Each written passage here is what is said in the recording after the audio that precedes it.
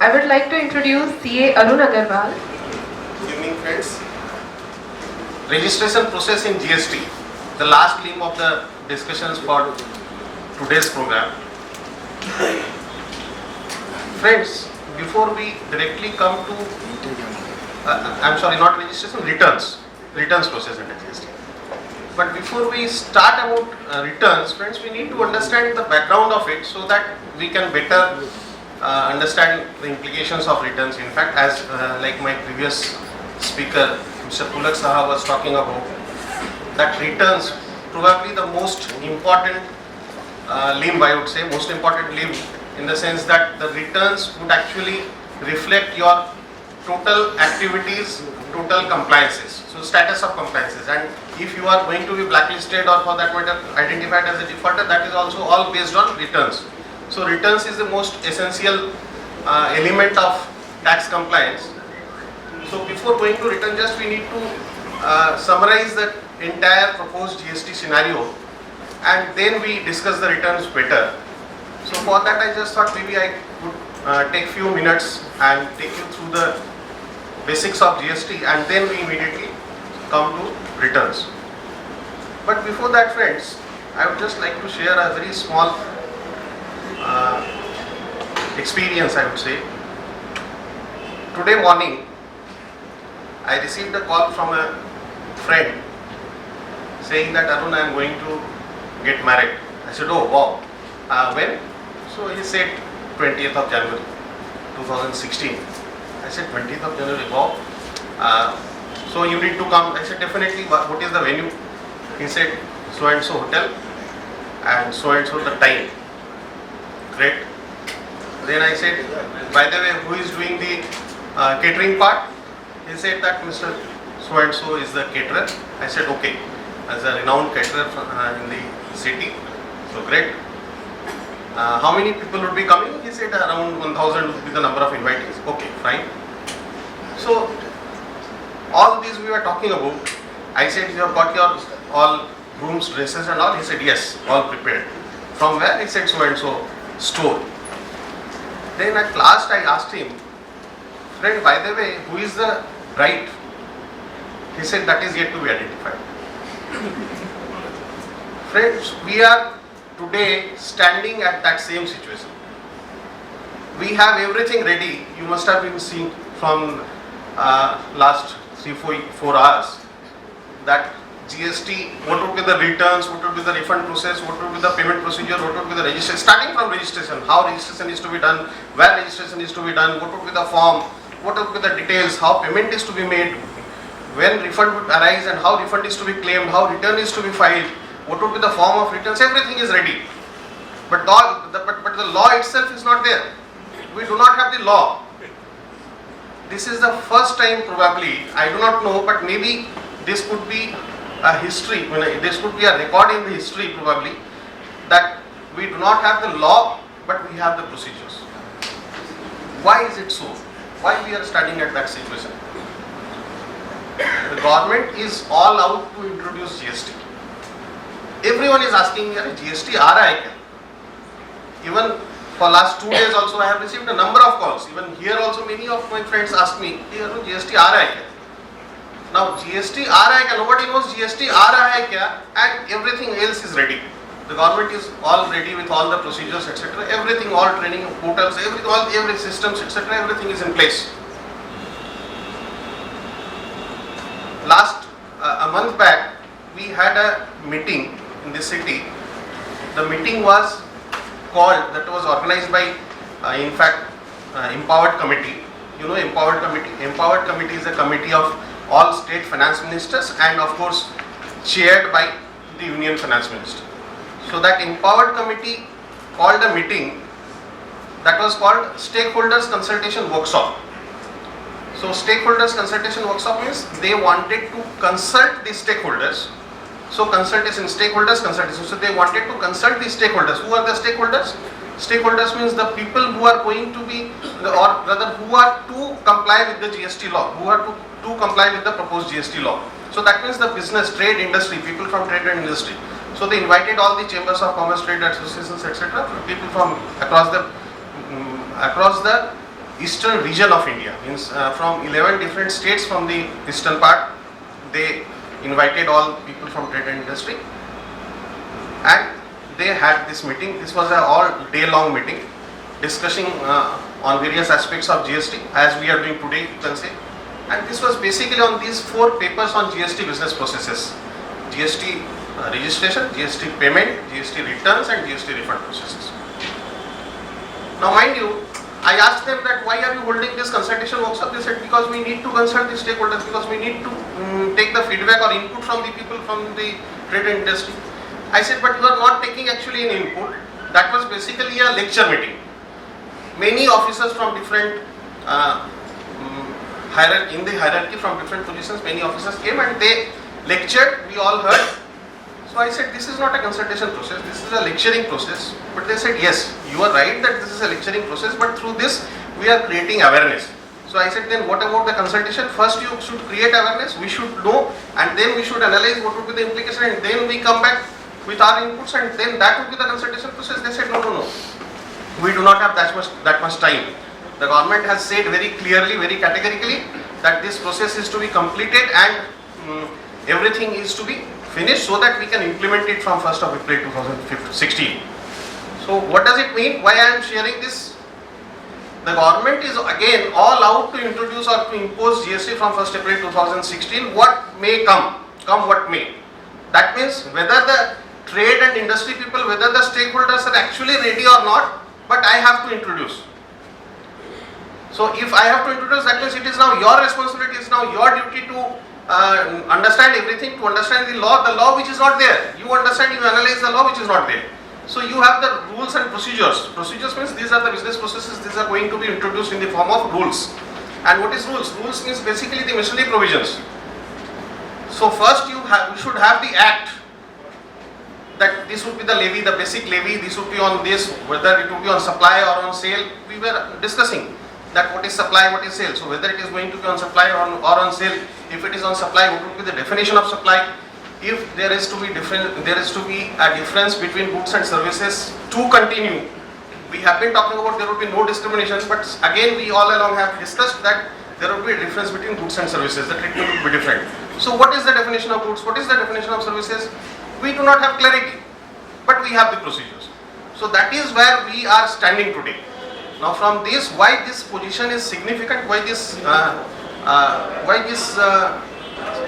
fact is significant, why should I highlight this position? Because my main point here is, friends, we have to understand that since the rules and procedures are there in place, so from these rules and procedures we have to understand, we have to make out, we have to find out as to what is going to be the law.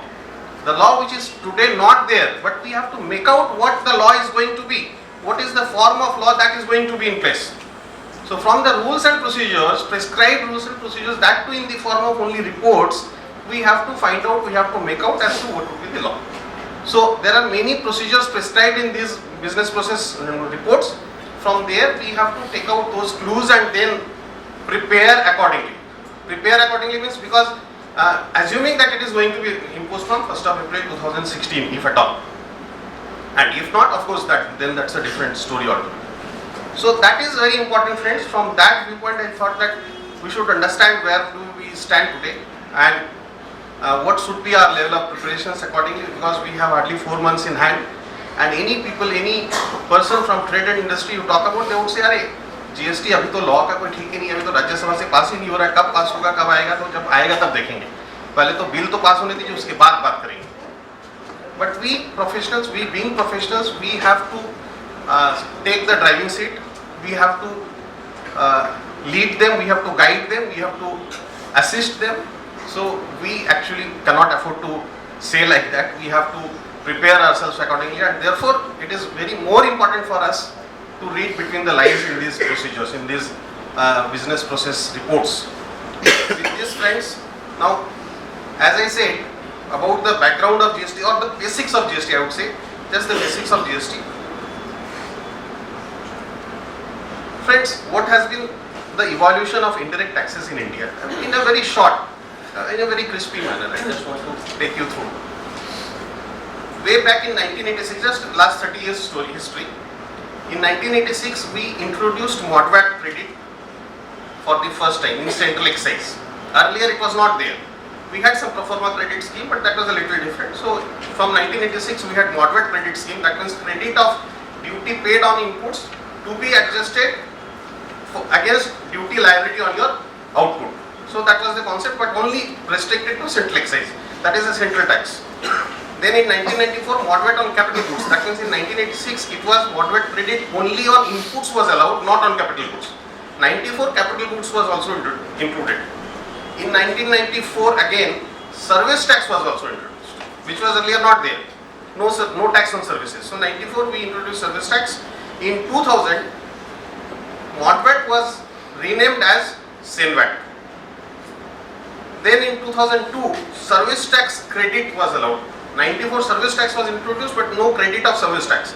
In 2002, for the first time, service tax credit was allowed. Only service tax input service against output service, not service tax against central excise or central excise against service tax. No, only service tax, but that too within the category. In 2004, service tax in service tax across the services. Then in 2005, we introduced state VAT. State VAT means earlier we had single point tax system, that was sales tax system. But in 2005, of course not in all the states, but most of the states, we introduced state VAT. State VAT means only state taxes paid to be adjusted against state taxes liability. So that was only restricted to state taxes. Like SENVAT, MODVAT we had introduced earlier, renamed as SENVAT. So that was only against under central taxes. And in 2004, in fact, central excise and service tax both were also to be allowed to be set off against each other. So that means across goods and services, central taxes vatable, SENVATable. And in 2005, state taxes were made vatable. Then in 2012, service tax we introduced negative list, because earlier we had positive list. I am not going into the details of it. In 94 we started services, and in 2012 till 2012 we reached 120 services. So but that was only a positive list of 120 services on which service tax was payable. But in 2012 we introduced negative list. That means barring that 17 items in the negative list, all other services are taxable. 2016 now we are proposing to introduce GST, and GST is actually going to be game changer or name changer, whatever we may call it. The fact remains that it is going to be a game changer. Now, friends, what is the present tax structure as of now? That means just before GST, that means as on date, and what it is going to be after GST comes, if at all it comes in, or with effect from 1st April 2016 as proposed, or be it 1st April 2016, be it 1st July 2016, be it 1st October 2016, whatever it may be. So just before GST and after GST, what is the basic, just in a nutshell. If you look at this slide, friends, in the middle line I have taken intrastate sale, interstate sale and import or export. Now in case of intrastate sale, and sale means, mind you, again under proposed present tax structure there is a concept of sale, but under proposed tax structure that will be replaced with supply. So subject to that, so presently the taxable event is manufacture for central excise, and for VAT it is sale of goods. So for central excise the taxable event is manufacture, and for VAT or sales tax it is sale of goods. And CST of course in case of interstate sale of goods, and in case of service provision of services it is service tax. In case of import or export it is customs duty. Now these are the taxes and duties. That means central excise duty, VAT, central sales tax, service tax and customs duty.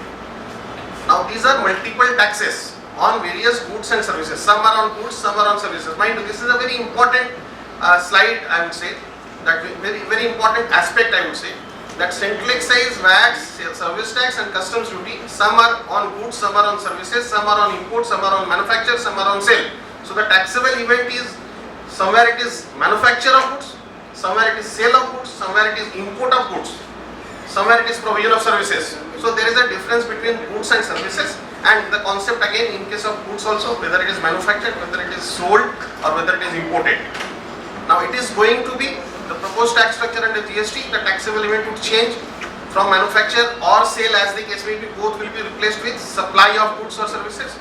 Similarly for services also, again it would be supply of goods or services, And interstate, now instead of CST it would be IGST. So supply of goods or supply of services, it would be central GST and state GST. As we already discussed, that means parallelly we are going to have dual GST. So that is one central GST and one state GST, both parallelly, concurrent taxing. Central GST and state GST both concurrently on sale of goods, supply of goods or supply of services both. And in case of interstate supply of goods or services, it would be integrated GST, that is IGST. So that means we are going to have three GSTs, one central GST, one state GST and one IGST. So three different GSTs we can say. This is the basic departure from the present tax structure to the proposed tax structure.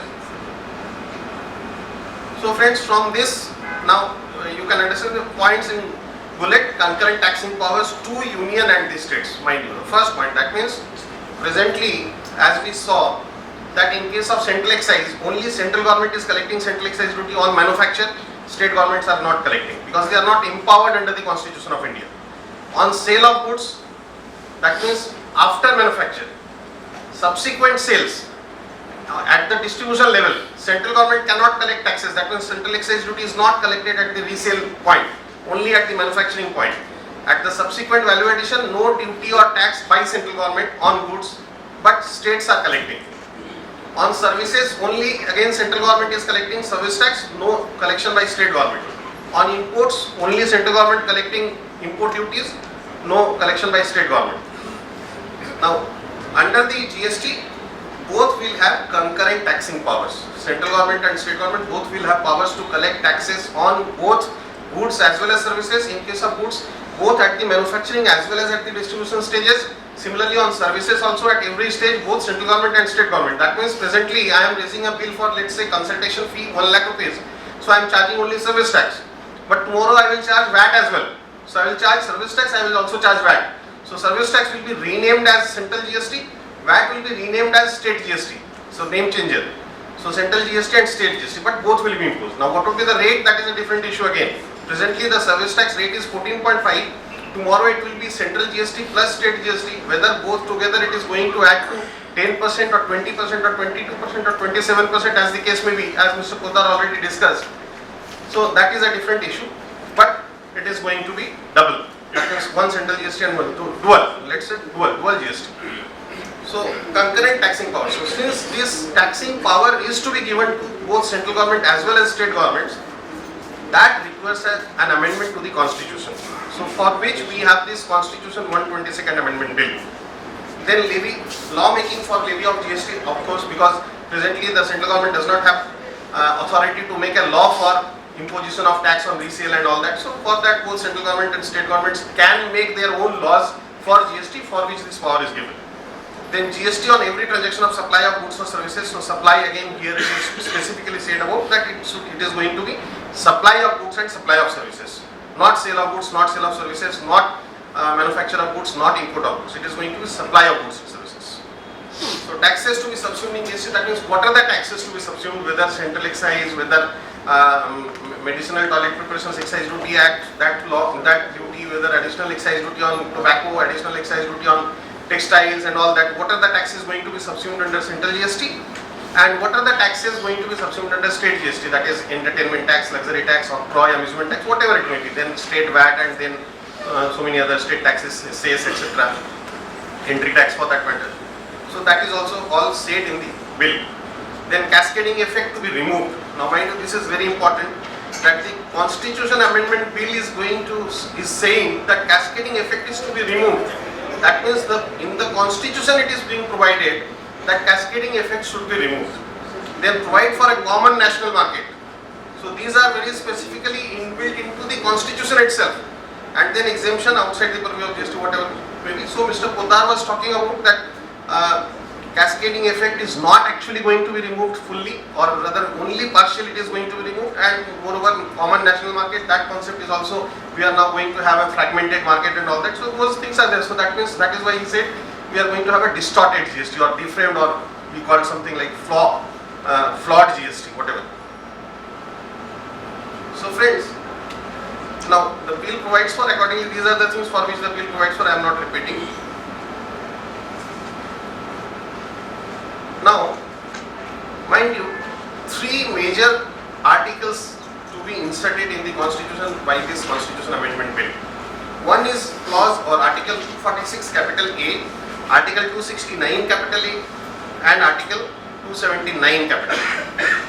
Now what these three clauses are, if you just see,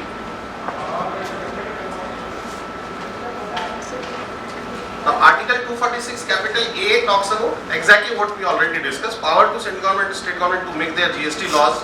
Then in case of interstate supply of goods or services, exclusive taxing power with the parliament. Like again Mr. Poddar explained in detail that in respect of interstate sale, the CST is going to continue in the name of, so he repeatedly said the name changer.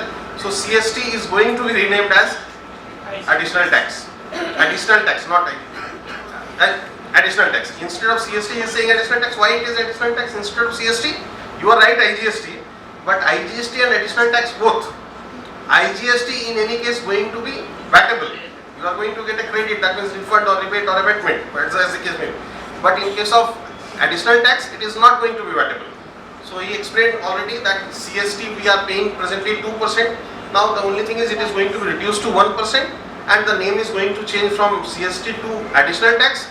But the impact, he said, by his calculation, he said he found that it is going to be, the impact is presently if it is 2%, now under additional tax, even if at the rate of 1%, but the impact is going to be almost 5% of the total transactions. That means it is going to be more than, that means 2.5 times the total tax collection under CST on account of additional tax.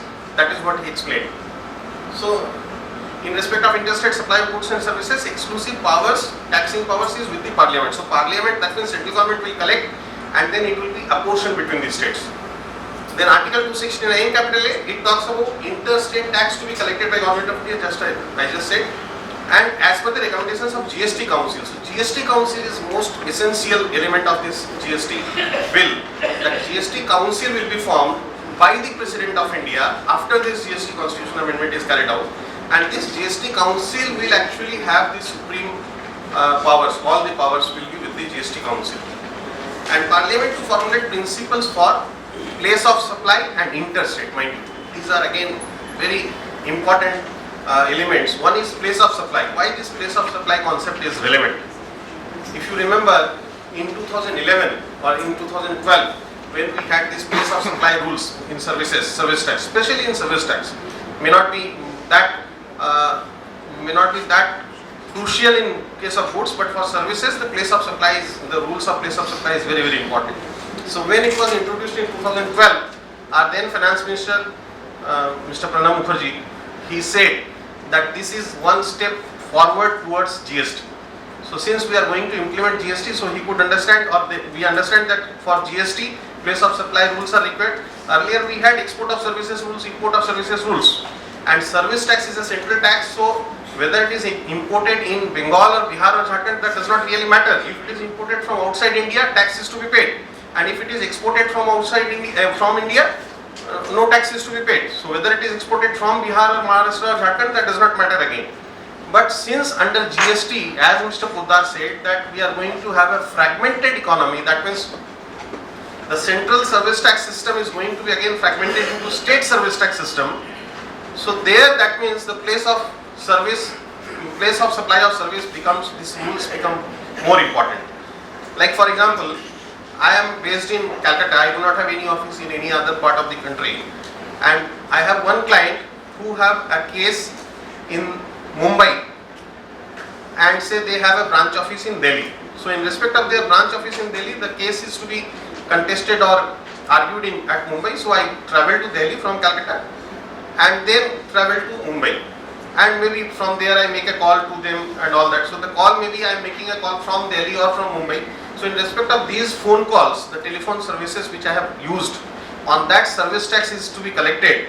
Presently also service tax is collected by the central government, but now under GST, since service tax will be collected by different state governments in the name of central GST, so whether this tax will be collected or if this tax will go to Bengal government or to Delhi government or to Mumbai, that is Maharashtra government. So that becomes crucial. Similarly, in case of let's say telecommunication or insurance, let's say insurance, an infrastructure company, they have sites in different parts of the country.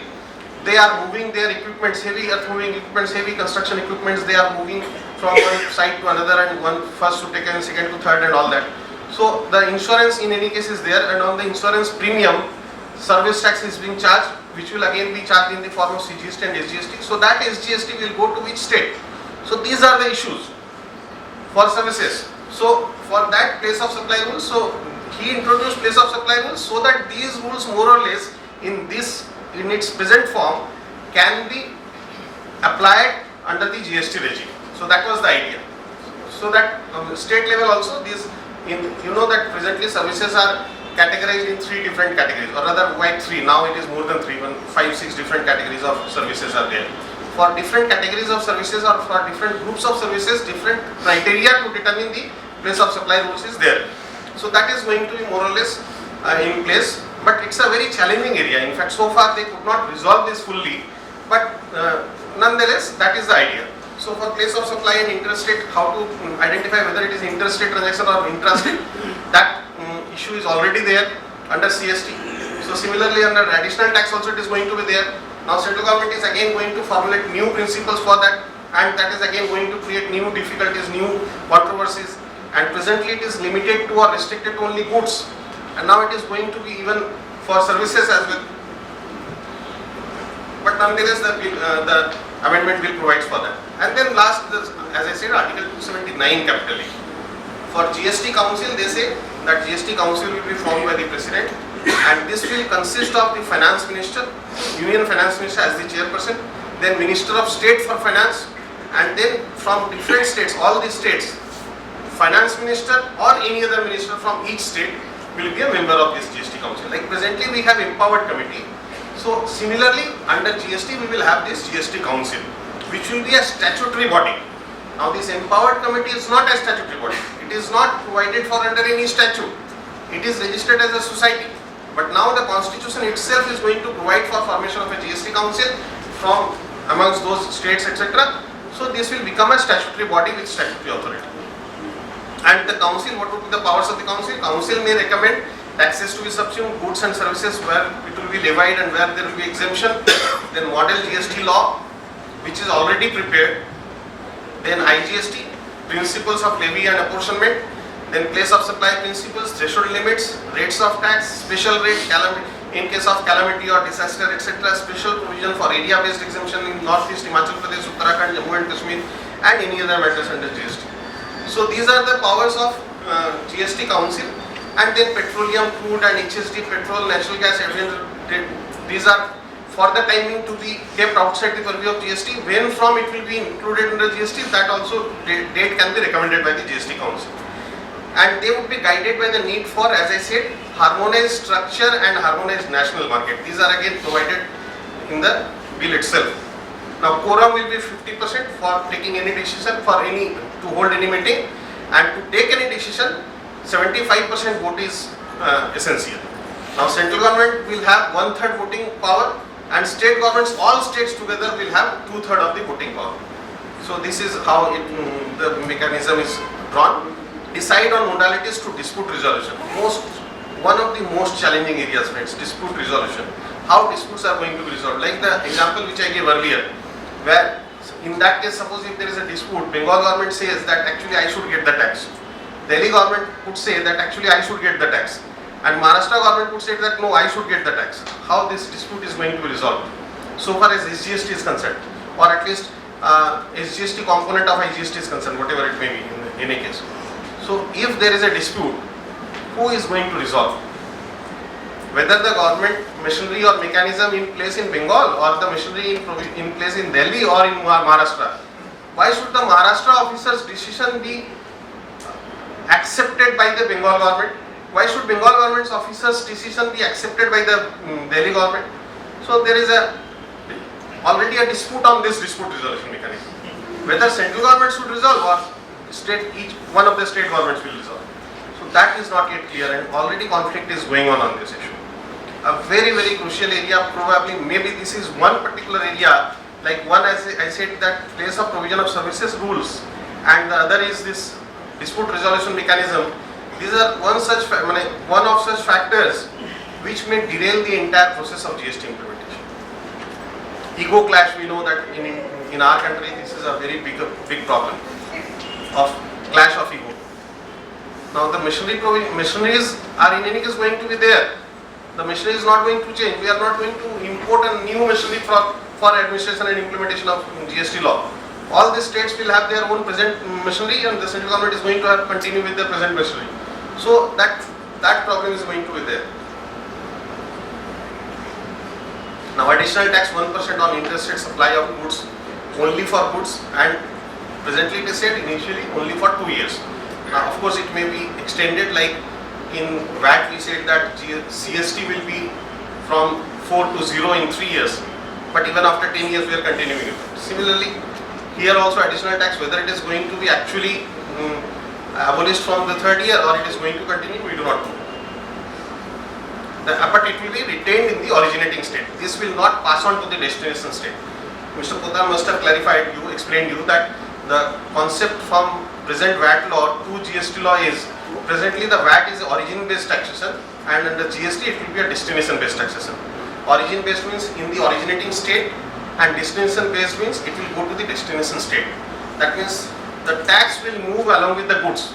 If the goods move from Bengal to Bihar, tax will also move from Bengal to Bihar. From Bihar again, if it moves to Andhra Pradesh, tax will also move to Andhra Pradesh. So this is a destination based tax.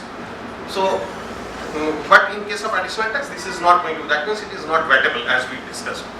Exemptions, etc., place of origin principles. These 2 points are by omission they are here. Anyway, so now again friends, I am not going into potential advantages of GST and all, these are already discussed. Now this is the basic framework of GST, as I said.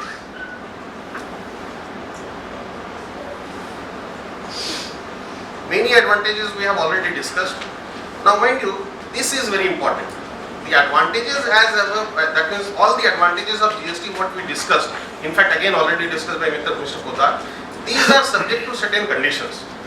5 conditions I have identified. One is all goods or services should be covered. Exemptions should be minimum. Ideal manner of GST, that means GST should be imposed in an ideal manner, that means A, E, I, O, U, mind you. All 5 vowels. All A means all goods or services should be covered. E means exemptions should be minimum. Ideal manner of GST, in an ideal manner GST should be implemented, and one rate, that means only one rate, uniform rate should be there, and uniform structure should be there. But the most important part is number 1, as he said that 4 different white islands. So we still do not have a clarity. Rather we have a clarity that these are not going to be included. Petroleum, alcohol, electricity and real estate. And secondly, ideal manner of GST. So as he already said that instead of game changer, when it was conceived 7 years back, it was supposed to be a game changer, and in this filtration process of last 7 years, now it has become a name changer. So this is one thing. Why this has been, why we are talking about GST like that? Because of number 1, additional tax imposed, that means CST being continued in the form of additional tax, impact going to be more than that and not VATable, so it is again being absorbed into the cost. Then mind you, one more point we have not been discussing so far, that is Swachh Bharat Cess. Swachh Bharat Cess is just imposed from 15th of November 2015, and if at all from 1st April 2016 GST is introduced, that means Swachh Bharat Cess, do you think that it is only for 4.5 months they have introduced? If not, that means that is going to be continued, and if it is to be continued, moreover, the law provides for a Swachh Bharat Cess of 2%. So presently, to start with, as the trend has been, to start with they have imposed at the rate of 0.5, now maybe it may go up to as high as 2%, and to continue even after introduction of GST. And if at all so, that means what? Under GST, all goods, all services without discrimination to suffer both CGST, SGST and IGST in case of interstate, but all VATable. Along with that, goods, additional tax, not VATable. Services, Swachh Bharat Cess, not VATable.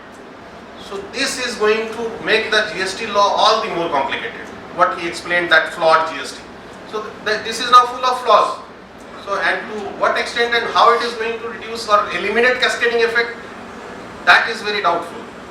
And with this proposed structure, actually it is very doubtful whether at all GST is going to be successful in the country.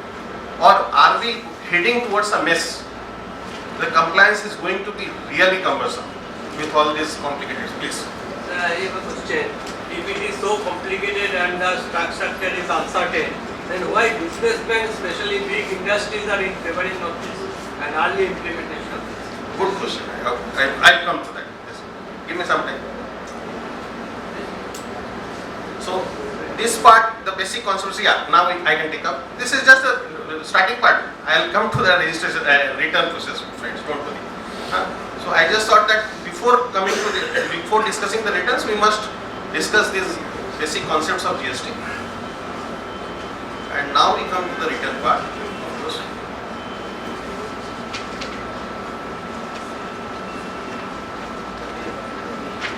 Friends, first of all, like you said, that why businessmen or industries people are supporting this GST. To my mind, the most important reason or the most possible reason is that, as Mr. Poddar explained, when the process started 7 years back, we were talking about GST, and even today, what I feel, at least as a consultant, I am interacting with many people daily, on a daily basis, from different segments of trade industry. People in general still have that mindset that अरे GST आने से तो सब ठीक हो जाएगा. Sir, GST आने तो ये सब problem solve हो जाता है ना. Everybody is talking about that.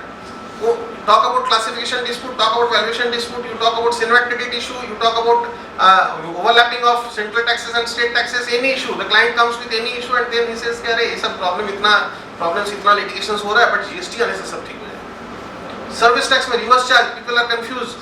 Department is raising demands, अरे इस पे लगेगा, उस पे लगेगा, and all that. They are saying sir, अरे तो बड़ा demand notice issue कर दीजिए, इतना बड़ा cases कर दे रहा है. हाँ, we are all fed up. Let GST come and we will all be relieved. Regularly we are experiencing this kind of thing. So that means people are still in a mindset, at a state of mind, that GST means GST. That means, like Mr. Poddar initiated, he started his discussion or deliberation with all rosy pictures. We all could understand that GST आने से इतना